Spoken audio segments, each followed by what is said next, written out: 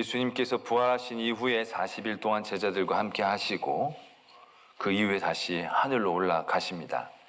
부활하신 예수 그리스도를 만난 제자들은 굉장히 기뻤을 것입니다. 엄청난 기대감에 휩싸였을 것입니다. 그런데 그런 제자들을 놓고 예수님이 승천하신다라고 할 때 제자들은 더 큰 불안과 절망감 느낄 수 있었을 것입니다. 그런 그들에게 예수님께서는 사명을 주십니다.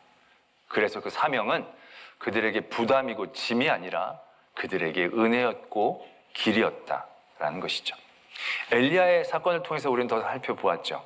엘리야가 절망에 빠지게 되죠. 엄청난 승리를 거둔 후에 그는 기대했습니다. 이제 이 나라가 회복되겠다. 이제 이 나라가 하나님께로 돌아오겠다. 모든 사람이 그 증거를 봤으니까, 비도 내렸으니까.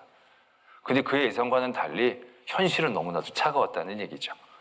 이세벨이란 그 여왕은 하나도 바뀌질 않았어요. 그래서 오히려 더 엘리야를 죽이겠다고 했더니 어느 누구도 자기를 보호해줄 사람이 없어 보인다는 거죠. 절망하고 낭망하고 완전히 밑바닥으로 떨어집니다. 도망을 치는데 40일 이상을 도망을 칩니다. 그 도망간 하루하루가 그에게는 더욱더 나락으로 절망으로 떨어지는 그 시간이었을 것입니다. 그 도망가는 내내 그가 얼마나 괴로워했고 얼마나 낙심했을지 어렵지 않게 우리는 예상해 볼 수 있다는 얘기죠. 그런 엘리야를 하나님이 찾아가 주셔서 여러 위로하고 격려하고 그러신 게 아니에요. 처음으로 하신 게 일을 시키신 거였다는 거죠. 가서 하사엘에게, 예후에게, 엘리사에게 기름을 부어라. 그 일을 엘리야에게 시키셨을 때 그 엘리야가 회복되는 거죠. 완전히 무너졌던 엘리야가 그 일, 사명을 받음으로 인하여 길을 얻고 다시 일어서 나갔던 그 큰 은혜를 누렸음을 우리가 송구영신 예배 때 나눴습니다. 처음 듣는 표정을 짓고 계시면 제가 상당히 당황스럽습니다. 어떤 얘기를 또 하시나 이런 표정이어야 되는데 처음 듣는 것처럼 막 그러시면 제가 굉장히 당황스러운데 송구영신 예배까지 그런 은혜를 나누었습니다. 그래서 우리는 사명을 찾아야 한다는 것이죠. 우리 믿음의 자리에서 내가 길을 잃었다?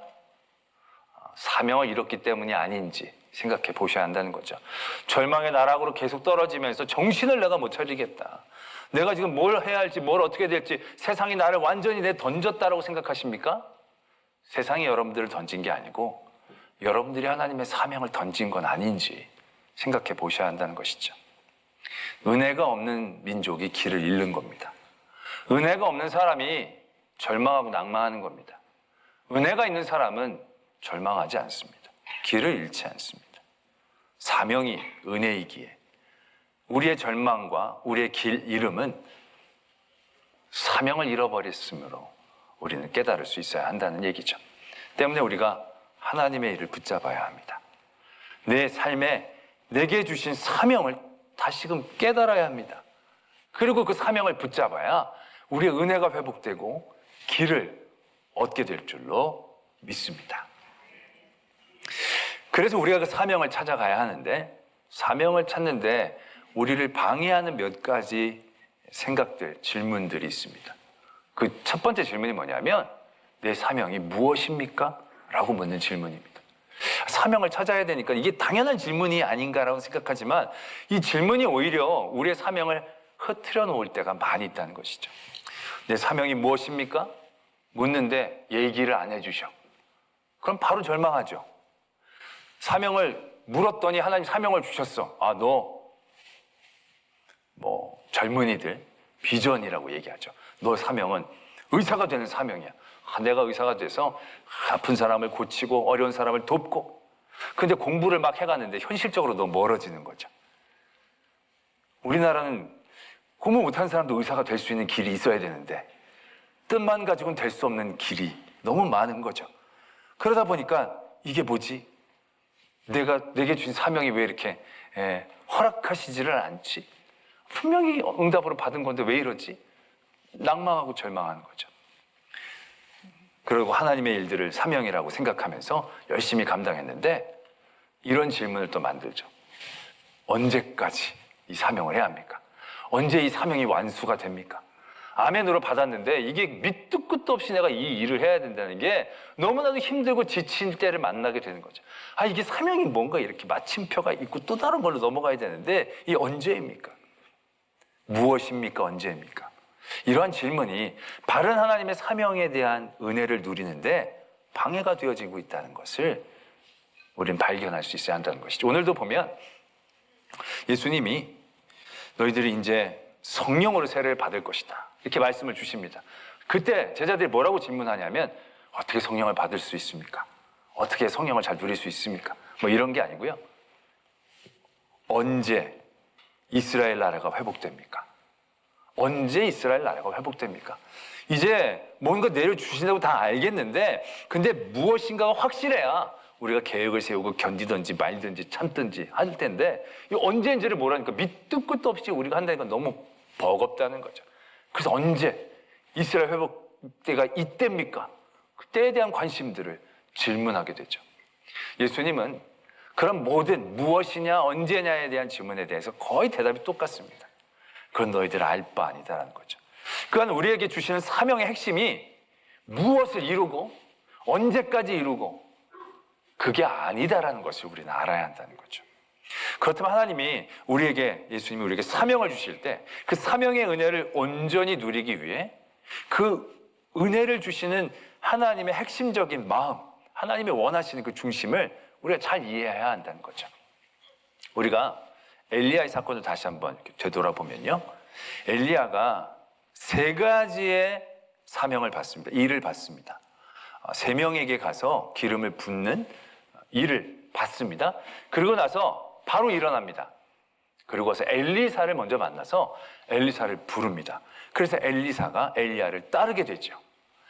송구영신 예배 때도 말씀을 드렸지만 3가지 일을 시키셨는데 엘리야는 그 뒤로 2가지 일을 안 해요. 1가지 일만 하고는 그냥 끝내버리는 것처럼 보입니다. 그런데 1가지 일만 끝냈던 그 엘리야를 하나님이 하늘로 들려 올리세요. 이건 웬만한 사람이 전혀 경험하지 못하는 놀라운 은혜예요. 그런 은혜가 엘리야에게 임했다는 거예요. 3가지 일 중에 아직 2가지 일이나 못했는데 1가지 일만 했는데도 불구하고 하나님은 엘리야를 들어 올리셨다는 거예요. 그건 하나님이 이 3가지 일을 일로 주신 게 아니라 첫 번째 일을 감당함으로 엘리야가 하나님이 원하시는 그 은혜를 온전히 누렸다라는 것을 의미할 수 있다는 거죠. 그게 바로 뭐냐는 거예요. 엘리야가 엘리사에게 기름을 붓고 엘리사를 제자로 부르고 난 다음에 그가 바뀐 게 있습니다. 그게 바뀐 게 뭐냐면 다시금 그 전처럼 선지자의 역할을 감당하게 됩니다. 아벡에 가서 쓴소리도 하고 아시아에 가서도 쓴소리도 하고 그러면서 선지자됨을 회복하는 모습들이 그 뒤에 말씀이 쭉 적혀져 있습니다. 예후에게 하사엘에게 가는 얘기는 없고요. 그 엘리야가 선지자였던 선지자됨을 회복한 모습을 계속적으로 적어주신 다음에 엘리야를 불러 올리십니다. 엘리야는 그 전에 선지자였어요. 선지자였는데 그 갈멜산의 승리 이후에 이세벨의 위협을 당하면서 이 사람이 완전히 무너졌어요. 내가 누구였는지, 무엇을 해야 하는 사람인지, 내가 무엇을 따라야 되는지 자기의 선지자됨을 완전히 상실해버린 채 밑도 끝도 없이 도망가는 그러한 신세로 전락해버린다는 거죠. 자기가 누구인지를 완전히 까먹고 두려움에 휩싸여 도망가게 바빴다라는 것입니다. 그런 엘리야에게 하나님은 일을 주세요. 일을. 그래서 엘리사에게 가서 엘리사를 부르고 엘리사를 자기를 따르게 하는 제자를 삼고 나서 엘리야가 깨닫고 회복하는 게 바로 그겁니다. 내가 선지자였구나. 내가 하나님의 선지자였구나. 내가 누구를 두려워하고 누구를 무서워하느냐. 내가 선지자됨을 잃고 있었구나. 그래서 다시 그가 선지자됨을 회복하는 모습들이 쭉 적혀져 있습니다. 그리고 나서 하나님이 엘리야를 부르셨다라는 것입니다. 바로 그겁니다. 하나님이 엘리야에게 3가지 일을 시킨 건 이 일을 하라는 게 아니라 그 일을 함으로 너의 너됨을 회복하라 라는 은혜였다는 것이죠. 그가 망각하고 잊고 상실하고 있었던 하나님의 선지자됨이라는 그 자신의 정체성, 그것을 다시금 회복하기를 원하셨기 때문에 그에게 그러한 일을 주셨다라는 것입니다. 바로 이겁니다. 하나님이 우리에게 사명을 주신 이유는요, 뭘 하라고 주신 게 아니라는 거죠. 무엇이 되라고 주신 겁니다. 영어를 쓰자면 to do의 문제가 아니라 to be의 문제이다라는 것입니다. 그래서 오늘 예수님께서 제자들에게 사명을 주실 때 뭐라고 말씀하십니까? 너희들 가서 나를 전도해라. 나를 증언해라. 뭔가 do를 얘기하시는 게 아니라는 겁니다. 뭐라고 얘기하시느냐면 will be 증인. 증인이 되라라고 말씀하고 계신다는 거예요. 무엇을 하는 일이 중요한 게 아니라 그 일을 통하여 무엇이 되는 그 은혜를 누리는 것을 예수님께서, 하나님께서 우리에게 원하셨다라는 것입니다. 때문에 우리가 사명이라고 하면 뭘 하는 일에 막 생각을 많아요. 뭘 해야 할 것 같으니까는 뭐가 돼야 되겠죠. 뭐가 되고 나서도 뭘 하려고 하는 일에 집착하니까. 뭐 내가 어떤 전문직에 가서도 거기에 가서 여러 가지 일들을 할 수 있으니까 뭐 하는 일에 막 생각이, 우리들의 관심이 쏠릴 때가 많아요. 어떤 일들도 어디까지 해야 완성형이 돼서 세상에서 이게 딱 맞춤이 돼야 내가 거기서 멈출 수 있을까, 막 그런 생각들을 하게 되는 거죠. 그러나 우리들이 하는 일에 하나님은 어찌 보면 그렇게 큰 감동이 없으실 수 있어요. 왜? 우리가 하는 일이 많아야 얼마나 하나님 앞에 많겠습니까? 그런데 하나님은 그 일을 하면서 우리가 그렇게 되는 걸 기뻐하시는 하나님이시니까. 증인이 돼서 100명, 1000명, 10,000명, 몇 명이나 전도를 해야 하나님이 기뻐하시겠습니까? 만약 그렇다면 우리 진짜 다 사도 바울이 돼야 됩니다. 우리는 지금 여기 앉아 있으면 안 되고요. 진짜 다 뿔뿔이 흩어져 있어야 되는 겁니다. 근데 하나님이 다 사도 바울이 되게 하신 거 아니거든요. 그러나 그렇다고 하지 말라는 얘기가 아닙니다. 그 모든 일들을 통해서 우리가 하나님의 사람이 되어가는, 하나님을 사랑하게 되어지는 그런 사람이 되는, 그것이 하나님이 우리에게 사명을 주시는 가장 중요한 은혜의 시작이다라는 것을 우리는 깨달아야 한다는 것이죠. 때문에 우리의 목적은요, 뭘 하는 것, 여기가 아니라 어떻게 사는 것, 이것이 되어져야 한다는 거죠. to do가 아니라 to be의 문제를 우리가 늘 질문해야 합니다. what이나 when이 아니라 how, 오늘, 그 언젠가 아니라 지금, 오늘, 이 시간. 거기에 대한 고민들이 우리들에게 있는 것, 이게 올바른 사명의 은혜를 누리는 길이 되어진다라는 것이죠. 그럼 여러분들 가운데 더 절망하는 분들이 계실 거예요. 아야, 송구영신 예배 때는 사명 찾으라 그래가지고 내 삶의 자리에서 하나님의 일 하라 그래서 하나님의 일 하나를 찾고 그걸 이제 결심을 했는데, 뭐 교회에서 무슨 봉사를 하든지 아니면 내가 누구를 섬기든지 이걸 내가 내 일이 아니라 하나님의 일로 해야겠다 딱 작정하고 이제 오늘 왔더니 어라? 일이 하나 하는 게 아니네. 모든 일을 다 그렇게 하라라는 얘기네. 대단한 큰 부담으로 우리에게 다가올 수 있다는 것이죠. 일은 어떻게 하나만 해버리고 나면 끝이에요.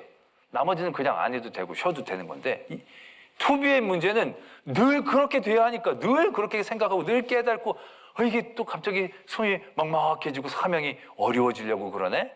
그런 생각하시는 분들이 계실 겁니다. 아무 생각이 없으시죠? 그런 생각이 드실 겁니다. 네, 드실 거예요. 네. 그러나 투비는 무엇이 되는 사명은 우리에게 은혜입니다. 은혜.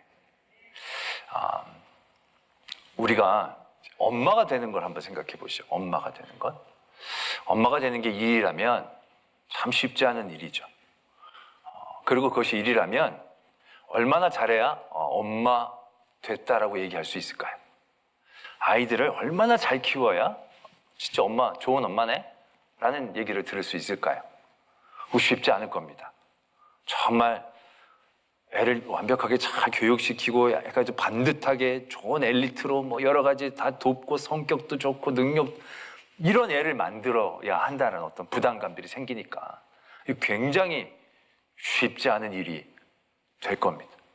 아마 그러면 엄마 아무도 하기 어려울 것입니다. 근데 엄마가 된다는 게 그런 게 아니잖아요. 완벽하게 일들을 해내는 것이 엄마가 되는 게 아닙니다. 엄마는 그냥 되면 되는 거죠. 애를 낳으면 그냥 엄마가 되는 겁니다. 낳아본 사람은 없어요. 물론 둘째, 셋째는 낳아본 사람이 있겠지만 처음 엄마가 되는 건 다 처음 해보는 일들이에요. 아니 어쩌면 둘째도 마찬가지예요. 다들 둘째는 다 처음 낳아본 거잖아요.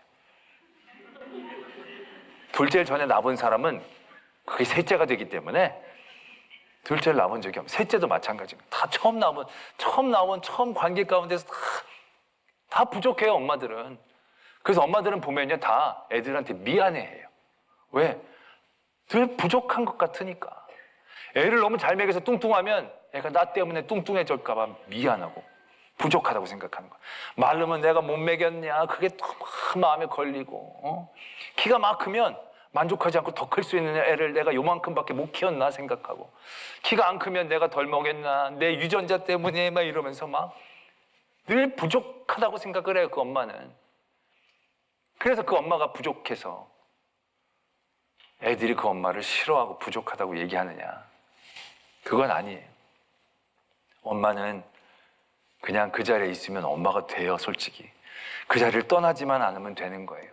부족한 부분은 눈물로, 부족한 부분은 사랑으로, 부족한 부분은 위로로, 부족한 부분은 자기 희생으로 그 부분을 채우면서 엄마가 되어가는 거죠. 하나님의 사람이 되어진다는 것, 사명으로 그 사명자가 되어진다는 것, 증인이 되어진다는 것, 완벽을 의미하는 게 아니에요. 우리 교회도 항존 직분자들을 이제 임직할 때 조건 중에 전도가 있어요. 장로님들은 5분 이상, 권사님, 안수 집사님들은 3분, 어쩔 땐 2분 이상씩 꼭 전도하라고 조건이 있어요. 그 조건을 왜 거느냐? 교회가 교인 많이 데리고 오게 하려고 그런 거 아니에요. 교회가 그걸 채우지 못하면 그 사람 안 세우려고 그런 조건을 내세우는 게 아니에요. 솔직히 그거 채우지 못하고 임직받은 분들 적지 않아요. 그렇지 않아요? 제가 부임하고 나서 전도 할당하지 못해서 임직 못 받은 분들이 있으면 손 들어보세요. 나 여기 사임할게 내가. 없어요. 다 그냥. 왜? 전도를 하라고 한 게 몇 명 안 채워놓으면 능력이 없어서 잘라버리려고 그런 게 아니에요. 넌 능력이 미달이라는 걸 알기 위해서 그런 게 아니에요. 전도를 하면서 그런 얘기들을 막 해요. 목사님 미치겠습니다. 이 전도가 너무너무 어려워요. 안 하려다 하려니까 너무 어렵고, 어떤 사람이 위해서 기도를 하는데 이 사람이 올랑말랑 하니까 정말 미치겠어요. 이거 좀 깎아주시면 안 되겠냐고 막 저한테 얘기를 해요. 그러면요, 제가 너무 기뻐요. 제가 성도들을 괴롭히는 데 기쁨을 누리는 게 아니라 그 안에 증인 되어짐이 시작되는 거니까. 전도를 하고 못하고의 문제가 아니라 전도를 하려는 도전을 통하여 그 안에 하나님의 증인 되어짐이 쌓여져 가니까. 그게 성숙이고 그게 은혜니까. 그러한 일들을 경험하고자 그런 일들을 부탁하는 것이거든요. 마찬가지예요. 우리 모든 이들에게 주어지는 하나님의 사명이라는 것, 그것이 투두의 문제라면 우리는 여기서 온전히 쓸 사람은 없어요. 진짜 사도 바울 몇 명만 합격을 받지 우리는 아무도 그 안에 제대로 된 사명을 감당했다고 얘기할 수 있는 사람이 없을 거예요. 그러나 예수님은 우리에게 그냥 되라고 얘기하시는 거예요. 여러분, 좋은 성도됨이라는 것은 어떤 것을 의미하는 것입니까? 내가 예배를 자주 드리고 기도를 많이 하고 성경을 많이 읽고 많이 돕고 많은 것들을 하면 내가 성도 되어지는 것이겠습니까? 아쉽지만 그걸로는 성도됨이 아니에요. 많이 아는 사람은 될 수 있겠죠.